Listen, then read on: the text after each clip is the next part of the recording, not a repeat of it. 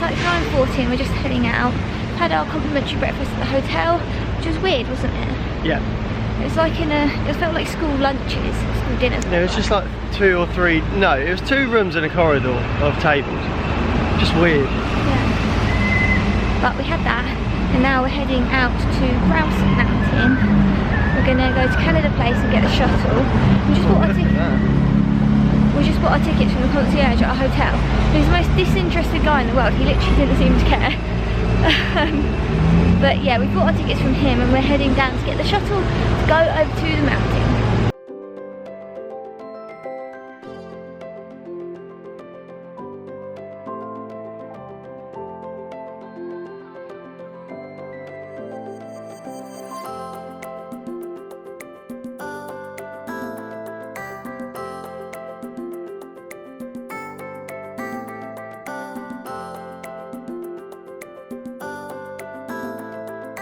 We've made it to the top of Grouse Mountain, and annoyingly it's really foggy and misty, so we can't really see anything. But the worst bit was we went on the, what way is the lumberjack show? Down here. The worst bit was about, how many do you think? About 60 kids? Yeah. About 60 kids from summer camps. No, probably more than that, because in that group there was 47 and then there was another group. Okay, maybe like 56, no. 70 kids? Basically a ridiculous amount of kids, like, I don't know, around age 10, all in the gondola with us, all shouting and chatting, and not great experience. What did you feel about that ride? Dreadful. I think it's just really badly organised. Yeah, TripAdvisor will be hearing. We couldn't, like, it was chaos. There wasn't a proper queue, and they should have put the summer camps on a separate gondola because that was ridiculous. And they should let you know that there's going to be about 30,000 school kids. Yeah, but we're now at the top of the mountain and going to watch the lumberjack show, so hopefully that'll be a bit less stressful. Doesn't look like it though. No, but It looks like chaos over it's there. busy, but hopefully there's not 50 million kids there. It just depends. I don't have a problem with kids, it's just I don't want to be surrounded by like 80 of them shouting and chatting when I'm on a gondola in a confined space. Here we go! Wow, wood chips are flying! Woo! Wow! That's a good practice throw. Hey! What are you doing? The .08, call the media, stop the presses, I did it, I smashed my record! Give me that! There's so many people I'd like to thank. First of all, my mom for dressing me this morning, Johnny's mom for last night. On your lumberjacks, everybody. They want to hear you all the way up there. And Willie's pulling into the lead. They're nearing the top. There goes Willie's down. Down he goes. And Johnny's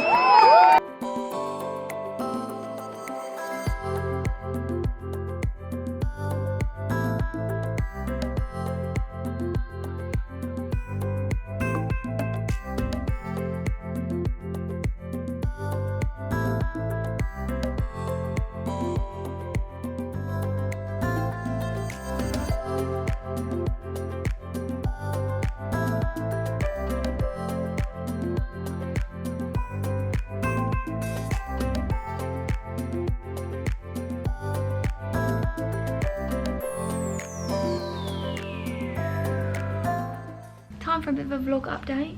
It's currently 25 to 7. We're back at the hotel.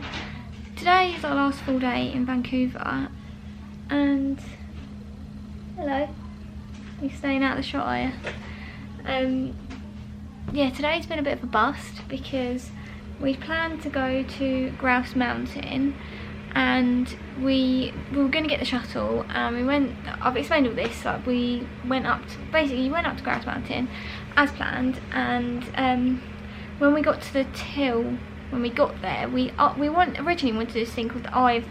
Two things we wanted to do: surf the sky ride or something like that, where you stand on top of the gondola, and we didn't. I don't know if there was like set times, because online it said there were set times, but then there didn't seem to be when you got there.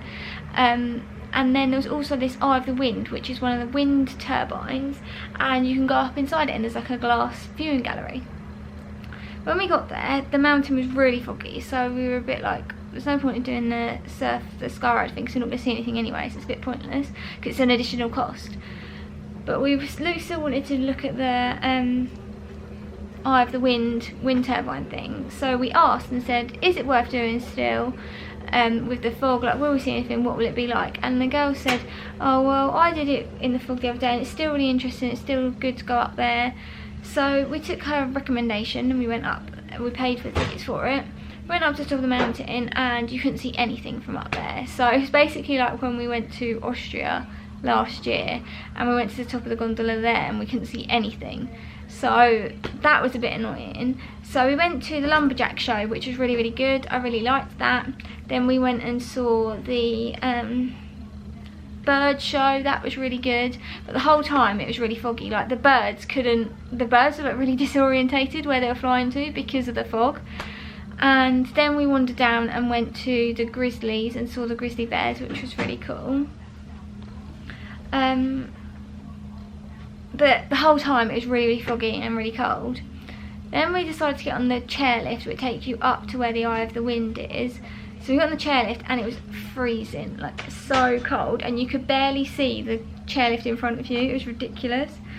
Then when we got to the top you couldn't see anything.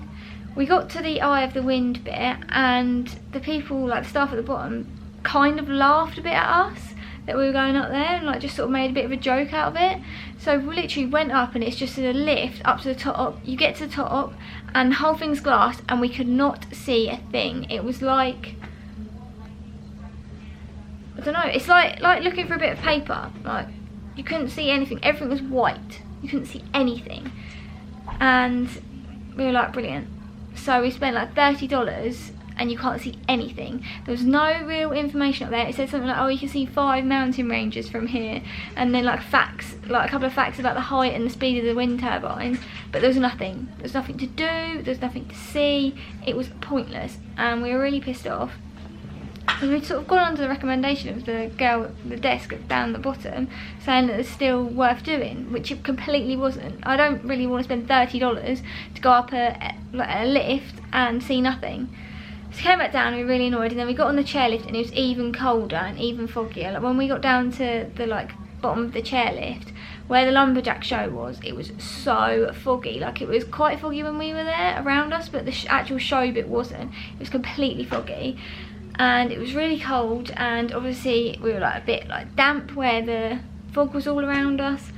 So it was a bit of a bust. So we went to guest services and made a bit of a complaint and said like, we're really disappointed that we were recommended to still do it or still go on the Eye of the Wind, because we couldn't really do anything about our tickets because it said like money will not be refunded for like inclement weather changes. So we couldn't really do anything about that, but we wanted to complain about the other bit because we'd gone on the recommendation of the woman, and they were really like, they were like, yeah, I'll apologise and we'll give you money back. But still at the end they were a bit like, oh, but some people do like just going up there just to go up there. But why would you spend $30 to go up a lift when you could just look for a piece of paper?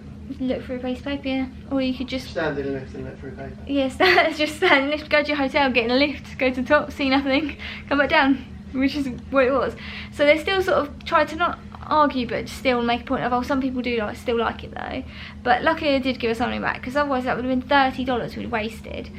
So we just came back down the gondola, and halfway down the gondola you could see the city. So it was just really disappointing because it was our last day and we were thinking, oh, the views will be amazing, and you can't really tell that from like when our hotel where we bought the tickets, we couldn't tell from here that we weren't going to be able to see anything, which is a shame. And I don't know if you can get the shuttle without buying tickets, because it says you have to have tickets to get the shuttle. So that was annoying. I wish we could have gone up there, seen it was completely foggy, and then thought, probably don't want to spend, because it's $120. And I don't think we got $120 worth. So yeah, so we got the shuttle back and we were going to go to the park, but because it's still like, well, when we came back from the park it was still a bit like overcast and I was so cold, like, I was cold to my bones, I was so cold. We decided there's no point in us getting bikes and going around the park if the weather's not that great, because we'll just be a bit miserable. So we went and got some lunch, got this fat burger thing, and then we just ended up wandering back around the shop. So we just went to a few shops, and then we're now back at the hotel. I think we've decided where we're going to eat for dinner tonight, so we're going to head out there in a minute. But I just thought I'd do a quick update just to say what's going on today, because it's been a bit of a bust so far. But hopefully this evening will be nice to go into the Gastown area, and we'll have a nice dinner and a nice final evening on our holiday and in Vancouver. We've got tomorrow morning. I need to check what time we need to leave the hotel to get to the airport. Our flight's at like 3:30, I think, so probably need to be there about 1:30. So I need to figure out how long it takes us to get to the airport and what time we'll have in the morning to see anything. I would like to go to the park, but I don't know if we'll have time. But anyway, I'm going to get ready and go out for dinner.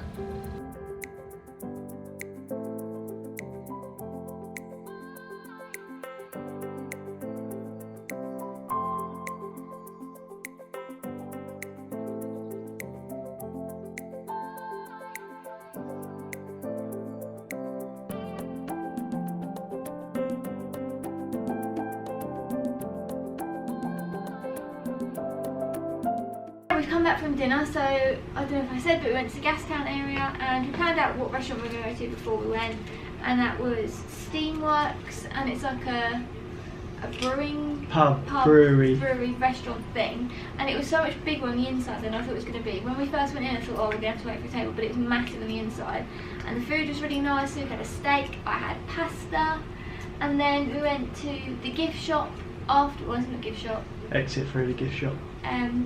What's it called? It's like a beer shop next to Yeah, it. like where they basically sell their brews. Yeah, sell their like brewed beer and stuff. And it was a liquor store. Yeah, they had merchandise. Merch. So I thought I'd just quickly show you those. And first we've got this t-shirt. Looks like this on the front. Looks like this on the back. And then Luke likes tin signs, so we got this tin sign. Don't make this. We both got excited about this. No, you liked it the most. So did you. I liked it. You liked it. You got very excited about it. So did you. You got that. And then this is a gamble. We were going to buy a glass, weren't we? And the glass was like This is a like small, the mystery voice over here. a small taster, a small taster glass for $5. Yeah. What we really wanted was either a pint glass, which is about 12. Yeah.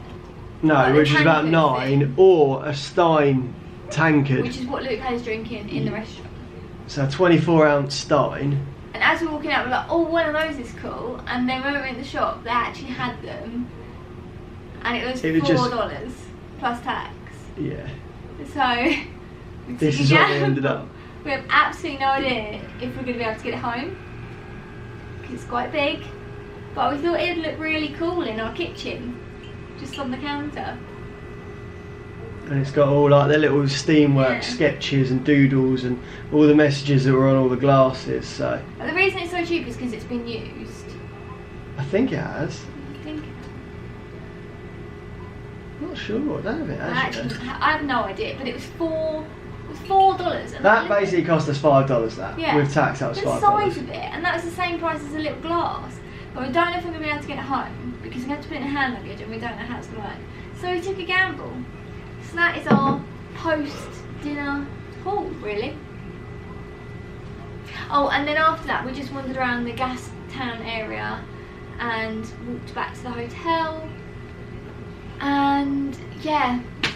It was nice until we got to like the part of the Gastown area, and it's just a bit shifty. There's a lot of people around, shifty people. People are basically on drugs, from the looks of it. Yeah, so that was great. And then we went to our hotels right near. It's called BC. It's called BC Place or BC Stadium. Sorry, I'm just flinging that around, isn't it? Is it called BC Place or BC Stadium? I don't know. Something like that. It's the stadium district. Yeah, and we just went out to look at the outside of that because it was all lit up, really cool. And there was this like inspiring little Wait, no, there was sculpture. Yeah, there was a sculpture that we were like, oh, that's really cool. Like it was like a kid to an adult, wasn't it? And then you noticed the writing about it.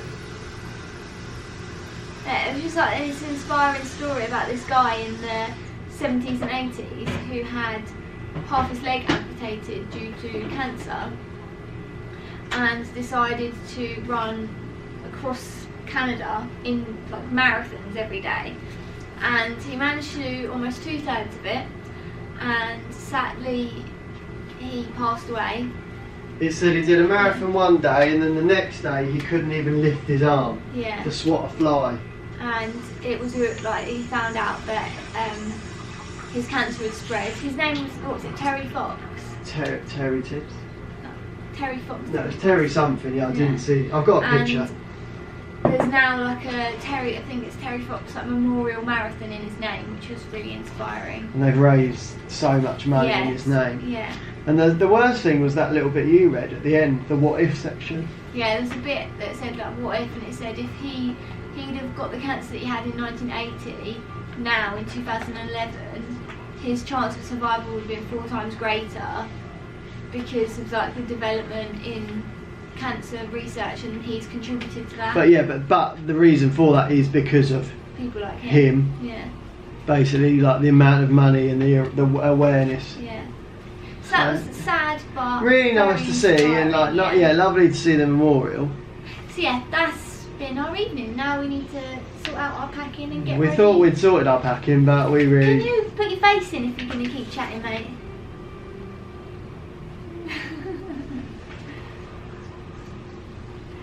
Yeah, we need to get on with our packing. So yeah, that's our next next plan. Good morning. I forgot to finish the video yesterday because I fell asleep while Luke wonderfully packed our cases and I was sleeping. This is the thing, you always mad at me for falling asleep, but I feel like later in the holiday that shifts to you falling asleep.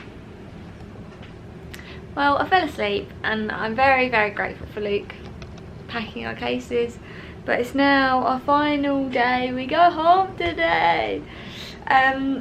Everything's packed, we're dressed, we're ready, we've had breakfast. We're now going to go and check out of the hotel and then figure out what we're doing. Yesterday I bought a Herschel bag and it's got some marks on it, so we're going to go back and exchange that hopefully. And then what are we doing? Then we don't really know. I can't hold this camera in my arm. We're going to Stanley Park without the bikes. We are going to. No, we're either going to go to Stanley Park without the bikes or something else. We were looking at going to Stanley Park, but it's obviously the time it takes to get there, because we'd either have to walk, which takes us like an hour, or get a bus, which takes us like half an hour, and we have to figure out how and where to get the bus from. Which is very difficult when we don't have any Wi-Fi or 3G and 4G and all of that. So I don't really know what we're going to do. Oh, there's like a lookout tower that Luke mentioned we could go up, but I'm not sure if you want to do that. I don't know. We're just winging it a bit today because we've got to be back at the hotel by like 12:30 to leave about then to get to the airport. So a bit of a weird day today.